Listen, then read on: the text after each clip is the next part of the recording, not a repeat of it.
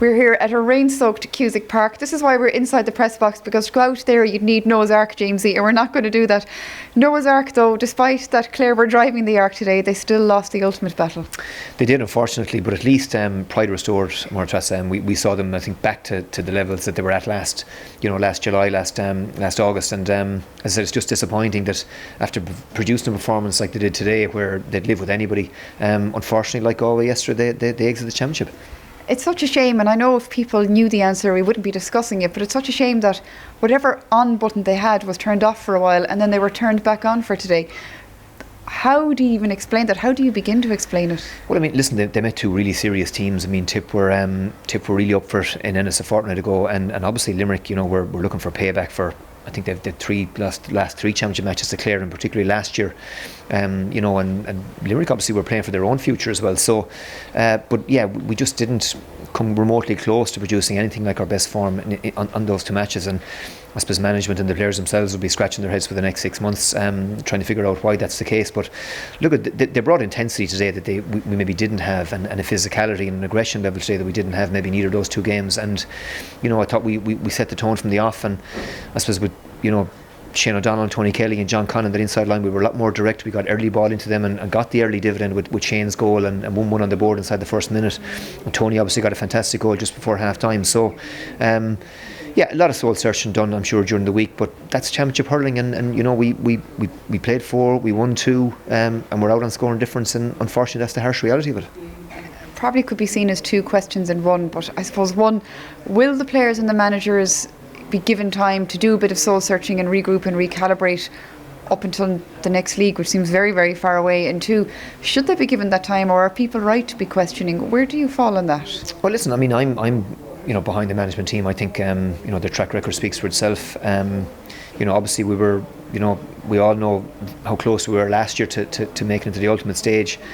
Which Donald Maloney said people have forgotten very quickly. Absolutely, and I couldn't understand some of the criticism that was there. And look, but the players are the ones that have to deliver on the pitch, and the players didn't deliver those performances, and particularly some of our bigger names. But they fronted up today, and fronted up physically, and fronted up in terms of their work rate and their intensity. And I suppose, listen, it's the players I think should have an input into this, but from my perspective I think Donal and Jerry are the best place to take the team forward. We saw Aidan McCarthy on today, Jim Ryan has had a great season. They're young players, and there are some other good young players in the county that they know and that they've brought on in the last year, 2 years. So for me, I'd like to see them on board, but it's a personal decision for Donal and Jerry. They've two high power jobs, and whether they can commit to the time and the energy and the effort that it takes to manage the county team or not will ultimately be their decision. But personally, I hope they stay on. That's the thing. I was talking to Donald Maloney downstairs, and you could see it takes an emotional toll on managers as well, and I think sometimes people forget that. It does, yeah, and we saw that in Pádraig Fanning. I mean, the criticism that was levelled at him in Waterford, and the criticism that was levelled at the two lads, and I'm sure Micheál Donoghue will be on the receiving end of it in Galway as well. But I suppose it comes with the territory. Sport can be cruel at the best of times, and as I said, two teams that were in the All-Ireland semi-final last year will play no part in the All-Ireland series, and who would have pictured that, especially Galway at the start of the year. When you say it's cruel, it's great for the teams that have survived the call. Look at Tipperary last year, who were out, and look how they've bounced back. The Munster Championship now, what's left of it, the Munster final, how do you think it's going to pan out? Yeah, Tip and Limerick. I mean, listen, there might have been a bit of shadow boxing today. I mean, by all accounts, listening to Tommy Walsh, the players on the field, it was 100% commitment, but the same tension in the stand and maybe wasn't there that was in Purnell Park, for example, last night, or in Wexford Park, where it was do or die stuff. So from that perspective, I think the Munster final is still a prize worth playing for, still a prize worth winning, and a lot of Limerick players don't have that medal, and it's one that they'll I'm sure want to get their hands on. And Tipperary, I think, probably can't afford to probably be on a downer after losing the Munster final, and then have to pick yourself up for a quarter final.